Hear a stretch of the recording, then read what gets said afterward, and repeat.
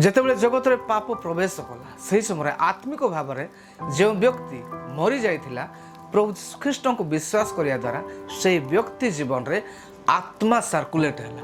ଅର୍ଥାତ୍ ଯେତେବେଳେ ସେହି ବାକ୍ୟର ବି ପରମେଶ୍ୱର ରକ୍ତ ଢାଳିଲେ ସେହି ସମୟରେ ସେହି ରକ୍ତ ମନୁଷ୍ୟକୁ ଉଦ୍ଧାର କରିବା ପାଇଁ, ମୁକ୍ତି ଦେବା ପାଇଁ, ଅନନ୍ତ ଜୀବନ ଦେବା ପାଇଁ ଦୃଢ଼ ଗଡ଼ ସଦୃଶ ତା ଠିଆ ହେଲା। ଆଉ ପ୍ରଭୁ ଶ୍ରୀଖ୍ରୀଷ୍ଟଙ୍କ ରକ୍ତ ବିନା ଜଣେ ମନୁଷ୍ୟର ପାପ ମୋଚନ ହୁଏ ନାହିଁ।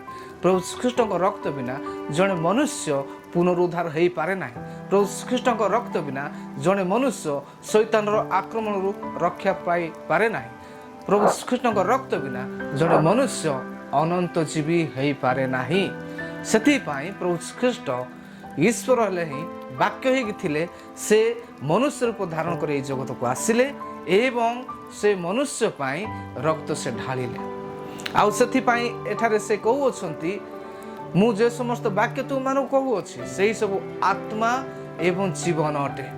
ଅର୍ଥାତ୍ ଯେତେବେଳେ ଆମେ ପ୍ରଭୁ ଶ୍ରୀଖ୍ରୀଷ୍ଟଙ୍କର ବାକ୍ୟକୁ ଆମେ ଶୁଣୁଅଛୁ ସେହି ସମୟରେ ତାହା ଆମ ଜୀବନରେ ଆତ୍ମା ସହିତ କନେକ୍ଟ କରୁଅଛି ଏବଂ ଈଶ୍ୱରଙ୍କ ସହିତ ତାହା କନେକ୍ସନ୍ ହେଇଯାଉଛି।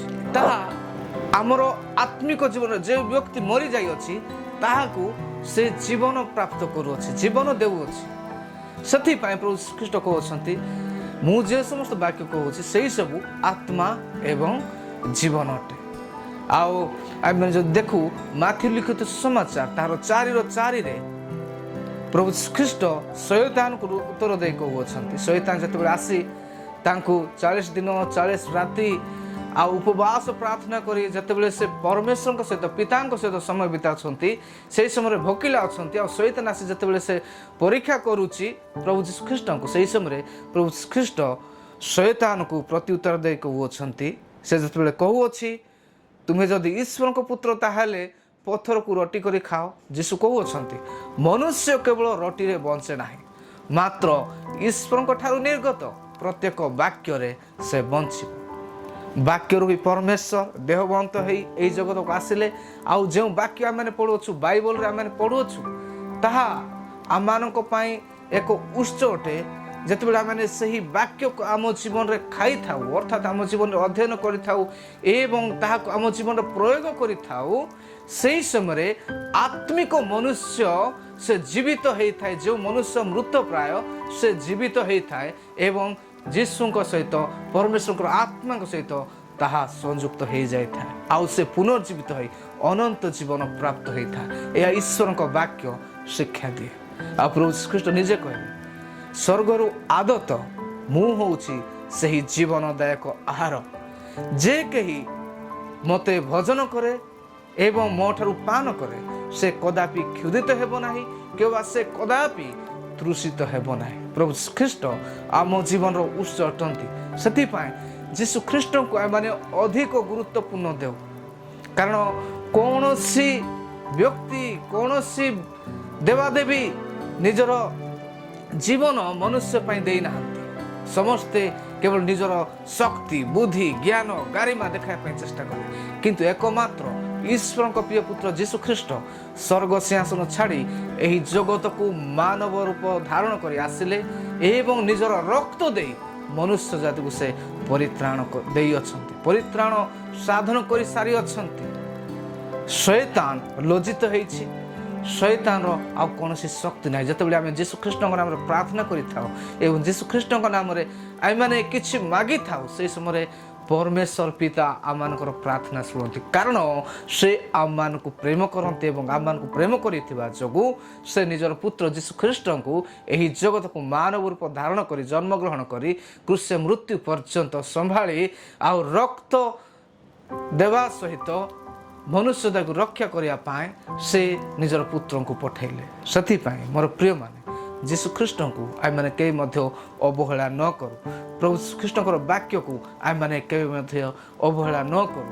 ପରମେଶ୍ୱରଙ୍କର ବାକ୍ୟ ଆମମାନଙ୍କ ପାଇଁ ଜୀବନ୍ତ ଏବଂ କାର୍ଯ୍ୟ ସାଧକ ଅଟେ।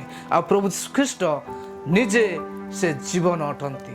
ଯେଉଁମାନେ ତାଙ୍କଠାରେ ବିଶ୍ୱାସ କରନ୍ତି ସେମାନେ ପରିତ୍ରାଣ ପ୍ରାପ୍ତ ହୁଅନ୍ତି।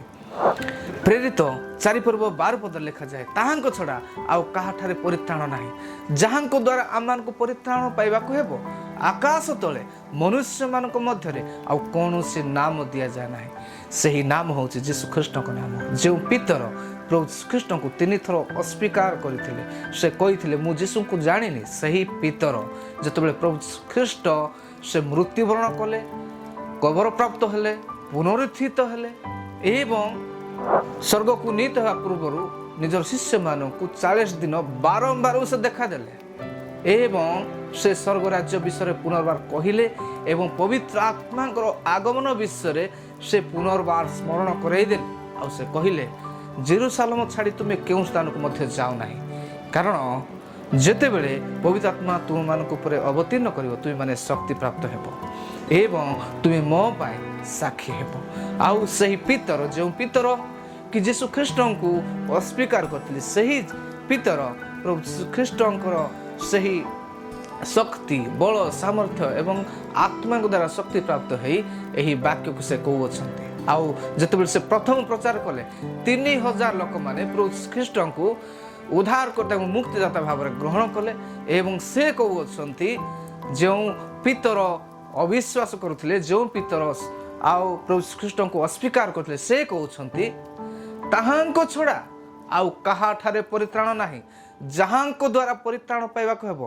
ଆକାଶ ତଳେ ମନୁଷ୍ୟମାନଙ୍କ ମଧ୍ୟରେ ଆଉ କୌଣସି ନାମ ଦିଆଯାଏ ନାହିଁ। ସେହି ନାମ ହେଉଛି ଯୀଶୁଖ୍ରୀଷ୍ଟଙ୍କ ନାମ। ଆଉ ଥମା ବୋଲି ଜଣେ ଶିଷ୍ୟ ଥିଲେ, ଯାହାକୁ ଦିଦୁମ ବୋଲି ମଧ୍ୟ କୁହାଯାଉଥିଲା।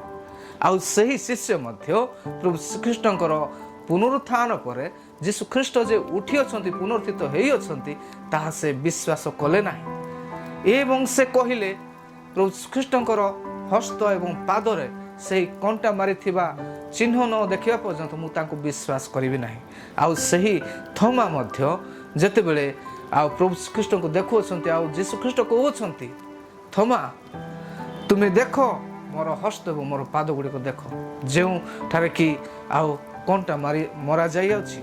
ଆଉ ସେ କହୁଛନ୍ତି ଯେ ଯେଉଁମାନେ ମୋତେ ନ ଦେଖି ବିଶ୍ୱାସ କରନ୍ତି ସେମାନେ ଧନ୍ୟ।